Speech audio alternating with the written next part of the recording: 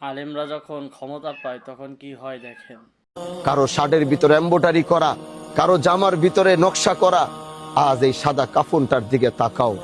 আল্লাহর কসম, আমি হানজালার এই মুহূর্তে মৃত্যু হয়ে গেলে সাথে সাথে আমার এই কালো এই শেরওয়ানিটা খুলে ওই কাপড়টাই আমাকে পরাবে, যে কাপড়ের ভিতরে না কোনো রং আছে, না কোনো ঢং আছে, না কোনো সেলাই আছে।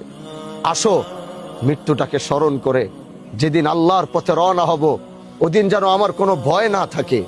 যেদিন আমার রবের দিকে রওনা হব, ওদিন আমার ভিতরে যেন কোনো রকম ভয় না থাকে। ইয়া আইয়াতুহান নাফসুল মুতমাইন্নাহ ইরজিই ইলা রাব্বিকি রাজিয়াতাম মারজিয়া।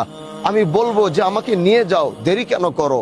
আমি তো ওই দুনিয়ায় বাঁচতে চাই না যেই দুনিয়া আমার আল্লাহর থেকে আমাকে দূরে সরাই দিছে, যেই দুনিয়া আমার রব থেকে আমাকে আলাদা করে দিচ্ছে, যেই দুনিয়া আমাকে শিকল দিয়ে বাইদা জাহান্নামের দিকে টানছে। আমার হয়ে গেছে, আমি আর থাকতে চাই না, তাড়াতাড়ি জানটা কবজ করো। এরকম মৃত্যুর প্রস্তুতি যুবক হই, যুবতী হই, মুরব্বী হই, আলেম হই, ইমাম হই, স্টুডেন্ট হই, যাই হই, কৃষক হই, গরিব হই, ভ্যান চালক হই, অটো চালক হই, প্রত্যেকের মৃত্যুর সেই প্রস্তুতিটা আমরা গ্রহণ করে রাখতে পারবো তো ইনশাআল্লাহ।